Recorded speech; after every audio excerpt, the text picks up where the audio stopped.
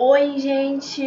Então, hoje eu vim aqui de novo porque eu falei que eu ia contar a história aos pouquinhos e hoje eu vim falar um pouquinho mais da história, que é mais ou menos dos 6 meses a um aninho de vida, que foi quando acabou a cirurgia e a gente começou todo o processo de quimio até completar um aninho de vida. Porque assim, aí você pensa, foi só quimio e, enfim, e aniversário, hospitalização, não, mas tem algumas histórias, algumas tristes, outras felizes, mas no final deu tudo certo. Então, assim, na cirurgia, eu falei no vídeo passado, a gente fez a cirurgia durou horas, foi uma cirurgia bem complicada, bastante delicada para hoje, para a época, então era mais ainda. E aí, depois da cirurgia, eu fiquei na UTI neonatal. Aí, pela patologia, foi descoberto sim que era um neuroblastoma. E aí a gente que eu falo a equipe, começou a pensar em todo o protocolo de atenção e quimioterapia e tudo mais. E eu comecei a quimioterapia realmente um tempinho depois, porque eu precisava primeiro me fortalecer daquela cirurgia megamente invasiva, que foi pelo abdômen, pelas costas, foi muito grande, para um bebezinho muito pequeno. Aí, depois que a cirurgia foi dando certo, assim, teve algumas intercorrências, como qualquer cirurgia, minha mãe dentro do hospital não saía de lá para nada. Eu falei no vídeo anterior que ela dormia no quarto do hospital, não dormia no sofá do hospital, na verdade. Quando tinha brinquedoteca e tinha um sofá e as mães se revezavam e ela tomava banho onde dava. Aí depois teve uma época que eu fui pro quarto, fui melhorando, fui pro quarto. E aí eu ia sair do hospital, assim, mais ou menos. Eu fiz a primeira sessão de químio. Aí eu lembro que minha mãe falava que assim, eu ia sair do hospital e os médicos falaram assim, Mônica, a Thaisa vai ter alta. Isso era com 7 meses de idade, então eu já estava mais ou menos há 2 meses no hospital. Mônica, a Thaisa vai ter alta entre um ciclo de quimio e outro pra vocês irem pra casa, respirar, alguma coisa assim. Aí depois eles falaram assim, Mônica, a alta da Thaisa é tipo segunda-feira. Aí na segunda, antes dela ter alta, ela só vai fazer uns exames de rotina e aí dos exames ela tá dispensada. E minha mãe, tudo bem. Aí minha mãe foi, arrumou tudo, preparou tudo. E aí, tipo, fui fazer os exames, meu avô foi pro hospital de carro pra pegar a bagagem e tudo mais. E quando fizeram os exames, começou a tipo entrar e sair médico das salas de exame, e minha mãe falando assim, gente, não tô entendendo nada. Aí minha mãe foi e depois falaram assim, Mônica, ela não vai pra casa não, tá? A gente descobriu que um dos rins dela tá muito debilitado, justamente porque o tumor estava invadindo já esse rim e a gente vai precisar de fazer alguns exames mais específicos para ver. E aí descobriram que o meu rim esquerdo estava só com 13% da sua capacidade de funcionamento. Ele estava funcionando só a 13%. O rim direito, graças a Deus, estava funcionando bem. E aí começou um impasse. Tira o rim, não tira o rim. Tira o rim, não tira o rim. E, tipo, metade da equipe achava que devia tirar o rim, metade da equipe achava que não devia tirar.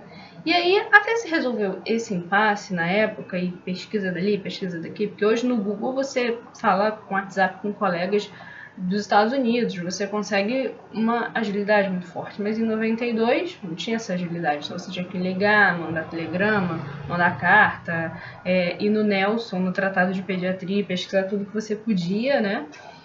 E aí até que um médico foi tirar uma dúvida com um médico de São Paulo, que era referência em tumores pediátricos, em nefrologia pediátrica e tudo mais. E ele falou assim, gente, a regra é clara, menos de 20% de funcionamento, tira, não fica, não tá servindo para nada. E aí foi que falaram, tá bom, a gente vai tirar, vamos fazer a cirurgia de nefrectomia na Thaisa. E retiraram o rim. E nisso já embalou a cirurgia de nefrectomia com o próximo ciclo de quimio. Então ficou lá muito tempo no hospital e a gente morando lá. E eu tinha que fazer muita transfusão, porque dava muita anemia por causa da própria reação da quimioterapia, tinha muita anemia, tinha que tomar concentrado de hemácia, eu tinha que tomar plaqueta, sempre tinha que tomar alguma coisa. E minha mãe estava muito agoniada naquela época com esse tanto de transfusão que eu tinha que fazer. Aí minha mãe, gente, não é mentira, por tudo que é mais sagrado, minha mãe pediu para minha avó arranjar um liquidificador. Isso porque minha mãe já tinha uma cafeteira dentro do quarto, que o hospital não autoriza que suba nada de comida, mas minha mãe conseguiu levar para dentro do hospital uma cafeteira, porque minha mãe fumava e adorava café, então assim, para passar a noite em claro, vigiando um filho que está muito grave, era só na base do café. Então dentro do banheiro tinha um liquidificador e uma cafeteira. Minha mãe fazia café e tal, mas o liquidificador era para quê? Minha mãe achava a comida do hospital na época um pouco fraca. Minha mãe falava assim, não, isso daí não tá certo, não vai dar certo. E aquelas coisas de mãe, né? Eu conheço meu gado, vou cuidar do meu gado. Minha mãe começou a sentir uma necessidade de fazer alguma coisa, e isso é muito latente em certas pessoas, em certos pacientes, em certas mães, porque a gente vê a pessoa que a gente ama ali num estado e a gente quer fazer alguma coisa. E seja certo ou errado, você concordando ou não com o que minha mãe fez, tente entender. Foi uma necessidade dela de tentar fazer alguma coisa pela filha, entendeu? Então minha mãe pediu para minha avó levar todo dia, tipo assim, legume, músculo, beterraba, cenoura, sustagem. E minha mãe pegava aquela sopa que vinha do hospital, aquela canja, aquela mamadeira que vinha. Minha mãe reservava um pouco no copo de plástico. O resto minha mãe batia com beterraba, com cenoura, com espinafre, com brócolis, com inhame, com tudo, com o que tinha ali, com músculo. E aí me dava o que minha mãe chamava de dinamite, que era uma mega sopa, uma mega vitamina. E aí a nutrição tá aí para provar isso. Os indicadores dos exames foram melhorando e a minha necessidade de ter que fazer aquelas transfusões, aquelas vezes todas, foram diminuindo. Mas minha mãe ficou quieta.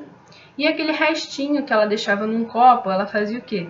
Minha mãe simplesmente lavava a mamadeira direitinho, lavava o prato direitinho, pegava aquela partezinha que ela separou e sujava o copo para ficar com a cor do líquido que veio da cozinha do hospital, para ninguém suspeitar de nada. E minha mãe ficou assim muito tempo, até que a própria oncologista chegou e falou assim, nossa, Thaís teve uma evolução tão boa, né? Nossa, Thaís tem um tempo já que não precisa tomar nenhum hemoderivado. Aí minha mãe, que bom, né? Eu acho que minhas orações estão funcionando. Minha mãe não falou nada. Depois de muito tempo, minha mãe veio e falou, olha, doutora Sima, eu acabei me intrometendo um pouco na alimentação da Thaísa, porque eu via que a alimentação do hospital não estava lá essas coisas, eu não estava conseguindo me sentir confortável vendo minha filha comer aquilo, e ela precisando sempre de muita transfusão por anemia, e eu acabei inserindo isso na dieta dela. E a médica na época virou e falou assim, não, tudo bem, mãe, obrigado por você ter falado, a gente vai reforçar isso na equipe de nutrição. A médica entendeu, viu que não foi nenhuma coisa, nenhuma barbárie que minha mãe fez, não foi nada ilegal, assim, tipo, deu um remédio ilegal, não. Minha mãe só colocou algumas coisas que minha mãe não via ter na alimentação do hospital e passou isso para a nutrição do hospital. E, a princípio, a médica não brigou, entendeu, porque parte muito do profissional também entender a necessidade daquela mãe fazer alguma coisa pelo seu filho. E aí, depois de um tempo, eu fui para casa, e ir para casa era muito difícil, porque minha mãe teve que transformar o meu quarto num quarto muito esterilizado. Então, tipo assim, tem algumas fotos que eu prometi que eu vou mostrar, e um dia talvez eu faça só um videozinho com as fotos. As pessoas que entravam no meu quarto tinham que usar máscara e tinham que usar aquele sapatinho especial. Minha mãe comprava aquilo, sabe? Uma loucura. Minha mãe esterilizava o quarto inteiro, era tudo muito bem esterilizado e tudo mais. E tudo dentro do quarto era feito comigo, então eu tomava banho no quarto, eu não saía para a sala, não ficava no convívio de outras pessoas, era proibida pela minha mãe visitas. As únicas pessoas que entravam na minha casa era meu tio, meus avós, minha mãe, meu pai e meu irmão. E meu irmão também ia para a escola, então para ele estar perto da irmãzinha quando voltava da escola, ele tinha que botar a máscara e tudo mais. E aí ficou naquele jogo, né? Vai e volta, vai e volta. E entre uma quimio e outra tinha febre. Deu uma febrinha, meu amor, volta correndo. Um bebê fazendo quimio, deu uma febre. Sendo que às vezes tinha dia que eu saía do hospital de manhã. Ah, vamos dar alta pra ela voltar só no próximo ciclo de quimio. Meu amor, de manhã eu recebi alta. De noite eu fazia febre. Então assim, vocês não estão entendendo que era um bagulho louco, que minha mãe às vezes nem tinha tirado as roupas dentro da mala para lavar, minha mãe já estava levantando a mala de novo. E minha mãe falava para mim sempre, chorando muito, sobre como é que eu posso dizer? Minha mãe falava chorando muito sobre o meu irmão, porque ele começou a sentir muita falta da minha mãe, muito pequeno, 7, 8 anos. Aí ele sentia muita falta dela, então minha mãe ficava pelo telefone estudando com ele. Lê pra mamãe qual é o pedido da escolinha. E aí ele lia, aí minha mãe ficava ensinando exercício pelo telefone. Minha mãe também teve uma vez que eu fui pra casa e ela disse que quando ele estava indo me ver, ele estava chegando em casa, que ele ficou na casa dos meus avós, que ele chegou em casa e minha mãe começou a ouvir uma tosse muito forte, secretiva. E minha mãe teve que falar assim, não, ele não vai entrar em casa. Thaís está com a imunidade baixa, ele está com uma tosse secretiva, ele está com alguma coisa, e pode ser bronquite, pode ser pneumonia, seja lá o que for, ele não pode ficar dentro de casa. E aí minha mãe voltou com meu irmão, minha mãe mandou ele voltar, minha mãe não deixou nem ele entrar em casa. E minha mãe falava que ele descia as escadas do prédio falando assim, mãe, você não me ama mais, você não me ama mais, mãe, eu sou seu filho também. E minha mãe chorava muito quando lembrava disso, porque imagina uma mãe com 2 filhos, longe do filho mais velho, tendo que virar e falar assim, ele não entra dentro de casa, porque ele vai passar isso pra a pequenininha, sabe? E minha mãe no dia seguinte, assim que amanheceu, ela foi e levou meu irmão pro hospital, lá pro São Vicente, pra doutora Cláudia Anastário, pra tia Cláudia examinar ele. Aí minha mãe tirou o dia pra ficar com ele, sabe? Cuidar dele, ser mãezona, enquanto minha avó ficou comigo em casa, pra ele sentir que a mãe também estava do lado dele, que a mãe levava ele no pediatra. Então é uma coisa assim que eu lembro, eu não tenho nem como imaginar, mas só dela falar e eu lembrando de como ela falava desse evento, assim, é uma coisa que me dói muito, sabe? Me dói por vários motivos, assim, mas não sei, eu já tive um pouco de pensamento de culpa, sabe? Que, tipo, se eu não tivesse tido câncer, várias coisas teriam sido diferentes, mas meu próprio terapeuta fala que eu não tenho culpa de nada, eu não pedi pra ter isso, as coisas foram acontecendo da melhor maneira que podiam acontecer e minha mãe teve que discernir naquele momento que não dava pra ficar com 2 crianças em casa, sendo que uma estava com uma imunidade muito baixa. E aí, depois, logo em seguida, eu voltei para o hospital de novo e eu tava com um dreno, na época eu precisei botar um dreno no abdômen porque eu tive uma ascite, teve uma época que eu tive uma ascite absurda. E aí eles colocaram um dreno no meu abdômen e foi muito engraçado porque depois de um tempo queriam me mandar para casa com dreno, mas uma outra parte da equipe falou, não, com dreno ela não vai para casa, porque dreno é um meio de infecção, um meio de contaminação. E aí começou a briga de novo, vai com dreno, vai sem dreno, vai com dreno, vai sem dreno. Até que um dia minha mãe, sem querer, tava me trocando a fralda e o dreno acabou agarrando, porque o dreno tinha uma pontinha em Y, uma parte ficava dentro do paciente, a outra parte ficava para fora, assim.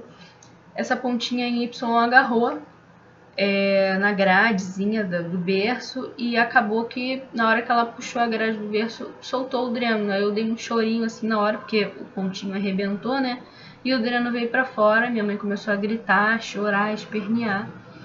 E aí a Tereza, que era uma enfermeira do 3º andar da pediatria, veio correndo, ver o que tinha acontecido e começou a rir. Riu e falou assim pra minha mãe, Mônica, para de chorar porque você resolveu o problema. Ela vai pra casa, porque agora tá sem dreno. E minha mãe falou, não brinca assim e tal. Aí o médico no dia seguinte apareceu dentro do quarto falando assim, você tirou o dreno pra ir pra casa, né? Aí minha mãe, não, pelo amor de Deus, eu nunca faria isso com a minha filha, pelo amor de Deus. E, enfim, foram algumas coisas assim que acontecem no dia a dia que minha mãe falava com uma certa graça e que eu queria também mostrar pra vocês que teve momentos assim que teve aquela coisa que parecia que ia dar errado, mas deu certo, enfim, coisas que acontecem na vida. E aí teve um dia que também eu tive catapora, e isso daí foi uma loucura, porque minha mãe disse que... minha filha, no momento falando demais, desculpa. Mas teve um dia que minha mãe disse assim, tipo, eu fui te trocar porque a oncologista passava a visita tipo 6h30, 7 horas da manhã. Ela passava a visita muito cedo. Então eu gostava de dar banho em você muito cedo, de deixar tudo arrumadinha, prontinha, que minha mãe sempre foi impecável com o filho, com roupa de filho e tudo mais. Aí minha mãe foi, e quando ela foi tirar a fralda, ela viu 2 pintinhas assim, tipo, era 5 horas da manhã, você não tá entendendo. Aí ela chamou a enfermagem correndo, a enfermeira olhou, viu tipo, que aquilo ali se tratava de catapora, ligou para um oncologista correndo, tipo assim, 5h30 da manhã, o oncologista já estava no hospital, viu, falou, é catapora.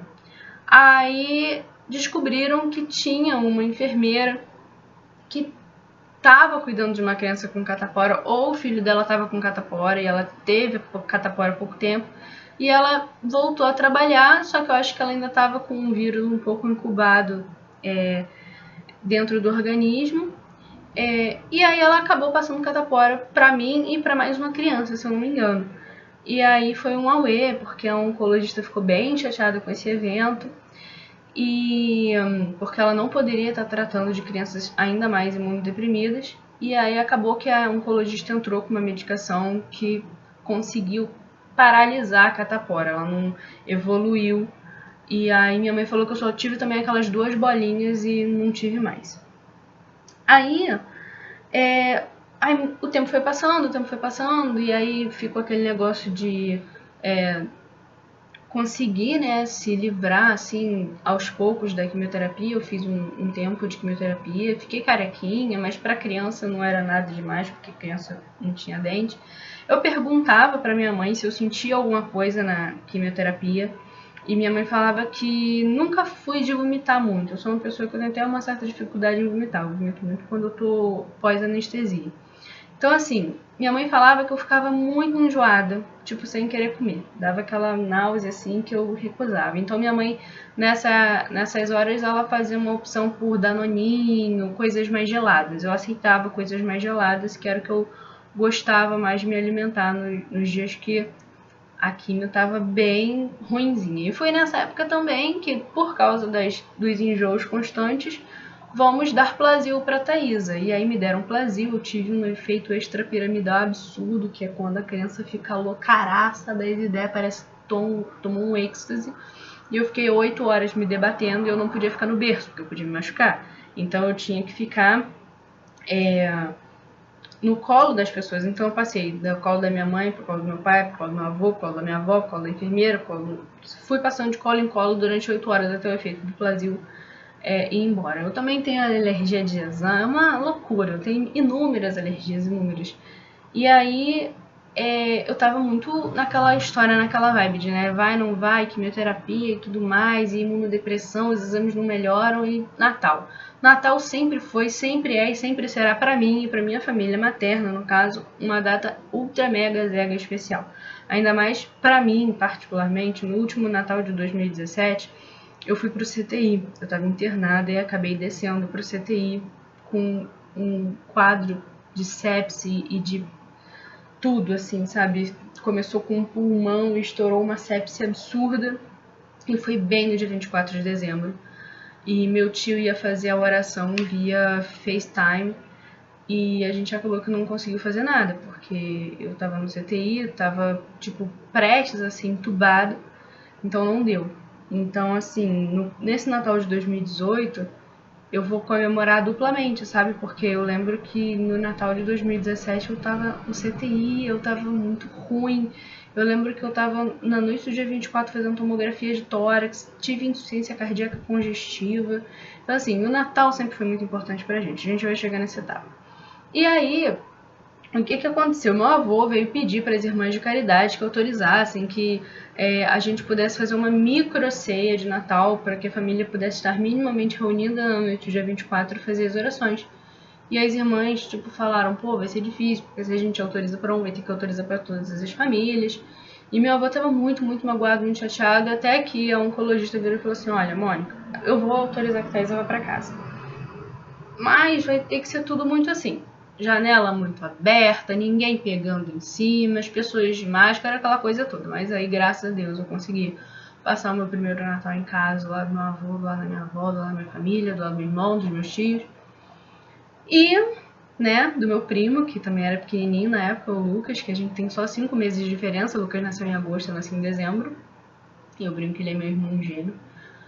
E eu fui pra casa, passei o Natal e minha mãe queria muito, muito, muito fazer uma festa de 1 ano. Não podia. Aí minha mãe começou a ficar muito chateada mesmo. Ai, minha filha não vai ter festa de 1 ano e tudo mais. Até que minha mãe chegou, falou com a médica falou assim, Mônica, 20 pessoas. 20 no máximo, num espaço bem aberto. Tipo, num espaço que é pra 50, 60, 70 pessoas, você vai botar 20. E ninguém pode ficar em cima de Thaisa. Aí minha mãe foi e falou, tá. Aí minha mãe não tinha nada. E, tipo, tinha algumas regras pra continuar a brincadeira. Tinha que ter no máximo 20 pessoas. Tinha que ser num espaço muito aberto. Tinha que ter no máximo 2 horas de festinha. E tinha que ter bolo surpresa. Não podia ser nada, tipo, repartido. Tudo era. A pipoca já vinha no saquinho, o doce já vinha no saquinho, o brigadeirinho separadinho e o bolo surpresa, que é aquele bolo que só tem a capa por cima bonitinha e ele já vem partidinho em papel laminado. Antigamente a gente colocava dentro de papel laminado. Então minha mãe fez toda a comida, fez o bolo, fez tudo, partiu cada pedacinho para não ter negócio de cortar e botar e sujar a faca e tudo mais. Então, assim, foi uma festa que teve que ser esquematizada de uma forma higiênica, o mais higiênica possível. E aí minha mãe conseguiu fazer a festinha e todos os painéis que tinha de circo, que a festinha foi de palhacinho, circo, todo o painel que minha mãe tinha foi feito por ela em tipo horas, dias, em 2, no máximo 5 dias ela teve para fazer aquilo tudo. E ela pintou com giz de cera, ela tascou giz de cera, minha mãe pedagoga, adorando sempre pintar, fazer vários desenhos e tudo mais. Eu tenho até 2 desenhos aqui em casa da minha mãe. E eu tô olhando pra ali pra mostrar pra vocês. E aí a gente foi lá e chegou e fez a festinha de 1 ano. Minha mãe realizou o sonho dela, que era, tipo, meu filho teve, então minha filha tem que ter. E aí foi isso, sabe? Foi assim, muita luta, muito trabalho, muita guerra. E nesse meio todo tem a parte mais interessante, que foi mais ou menos um pouco antes de eu fazer 1 ano. Eu tava fazendo fisioterapia no hospital. Olha aí, essa parte eu guardei pro final. Vamos retroagir um pouquinho. Numa retrospectiva leve, antes de eu fazer 1 ano, eu estava no hospital, lá com meus 8, 9 meses. Minha mãe estava um dia me dando banho na banheirinha do hospital. Minha mãe foi lá e percebeu que meu pezinho fez assim. Aí minha mãe, essa garota tá mexendo o pezinho. Porque lembra no vídeo passado que eu fiquei sem movimento da cintura pra baixo? E minha mãe, ela mexeu o pé. Aí minha mãe foi e falou com o médico, olha, ela mexeu o pé. Aí os médicos falaram assim, mãe, ela não mexeu o pé. Isso era o que você queria que acontecesse, mas não vai acontecer. Thaisa tá com uma sequela permanente e pra mexer o pé, se ela conseguir vir a mexer o pé, vai ser muito difícil, muito mais lá pra frente, minha mãe. Tá bom, eu vi minha filha mexer o pé, vamos continuar a fisioterapia. E aí minha mãe começou a perceber assim o que eles faziam na fisioterapia e quando eles iam embora, porque fazia fisioterapia 1 vez por dia só, minha mãe mais à noite, mais 2 vezes ao dia mais ou menos, fazia fisioterapia de novo. E aí teve um dia que a irmã das dores, que ainda é responsável pela fisioterapia do Hospital São Vicente de Paulo, a irmã estava fazendo fisioterapia em mim e aí ela viu eu mexi o pé. Aí, meu filho, não teve pra ninguém. A irmã viu, a irmã não é mãe, a irmã não tinha um afeto que pudesse fazer com que ela visse coisas além do normal. E aí a irmã falou assim, ela tá mexendo. A gente tá conseguindo, ela tá tendo alguma resposta, mínima que seja, mas tá tendo. Então vamos colocar a fisioterapia de 1 para 3 vezes ao dia. Então a fisioterapia começou a ir 3 vezes ao dia pro hospital. E logo depois, um tempo depois, assim, 2, 3 meses depois, um pouquinho antes de eu completar 1 ano, eu já tava com força total, mexendo as perninhas na banheira, e eles pegavam bem o horáriozinho da manhã, na hora do banho, que eu sempre gostei muito de água, para fazer fisioterapia na água, e criança adora mexer a perninha e botar água para fora, botar água para fora. E aí tinha um médico, que foi o Dr. Assir, que foi o cirurgião geral pediatra que cuidou de mim a vida inteira, que ele não conseguia me ver mexendo a perna. Na verdade, ele não conseguia me ver mexendo parte do corpo alguma, porque justamente toda vez que ele chegava no quarto, eu tinha tanto medo, tanto pavor dele, porque ele falava muito alto, porque ele tinha uma cara de muito sério, de muito zangado, eu ficava com medo dele, eu paralisava, tipo assim, eu não mexia um fio de cabelo. E aí minha mãe falou assim, você nunca vai conseguir ver ela mexer as perninhas, porque ela morre de medo de você vai ter que entrar um dia aqui escondido no quarto.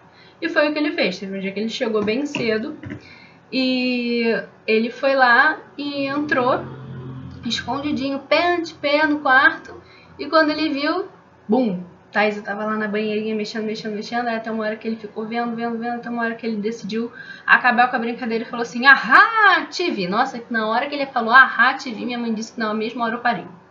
Não mexia nem o olho. E eu tinha muito medo dele, porque eu associei aquele homem a algumas coisas dolorosas que eu passei e tal, mas depois, e até hoje, assim, a gente tem contato, principalmente via Facebook e tal, e é um amor de pessoa. Amo de paixão. E eu vou tentar ir ali rapidinho, só pegar dois desenhos da minha mãe e uma fotinha minha quando criança, para vocês verem. Que depois já vinha a parte depois de um aninho, porque depois de um aninho eu continuei fazendo a químio e também fiz algumas cirurgias no pé, porque meu pezinho começou a ficar torto por causa das sequelas neurológicas, e a gente começou a ter que consertar essas sequelas, e a gente vem consertando elas até hoje. Mas isso daí já é assunto para um outro vídeo. Deixa eu só pegar ali os desenhos. Gente, eu não consigo ser uma pessoa simples, objetiva. Então eu peguei várias coisinhas. Peraí. Elas ficam aqui no meu quarto. Eu vou tentar mostrar as coisas mais importantes, tá? Essa daqui, vou tentar focar melhor pra vocês. Essa daqui, uma fotinho da época que eu fazia químio. Tá vendo? Quando eu tava meio carequinho. Essa daqui eu tava chegando do hospital nesse dia e meu irmão tava chegando da escola. Essa aqui embaixo, eu e meu irmão no campo de São Bento, quando eu já tava maiorzinha, já tinha saído da químio nessa época. E essa daqui é minha mãe, jovem, e eu, uma fotinho 3x4 dela e uma fotinho 3x4 minha. Aqui sou eu, ainda com uns pezinhos tortos, ó. Não sei se vai dar pra ver direitinho, tá vendo que o pezinho era tortinho? Olha esse corpo magricelo, essa cara, essa mãozinha. Aí eu sempre tive deformidade nas perninhas, no joelho, e um pouquinho de bunda de patinho, que minha mãe sempre falou que meu bumbum parecia de patinho, meio arrebitadinho. E aqui são algumas das coisas que eu consegui manter aqui em casa comigo depois que minha mãe faleceu, deixa eu até tirar a poeira aqui pra vocês verem melhor, que é essa pintura aqui que ela fez a lápis, tá vendo? Não sei se dá pra ver direito.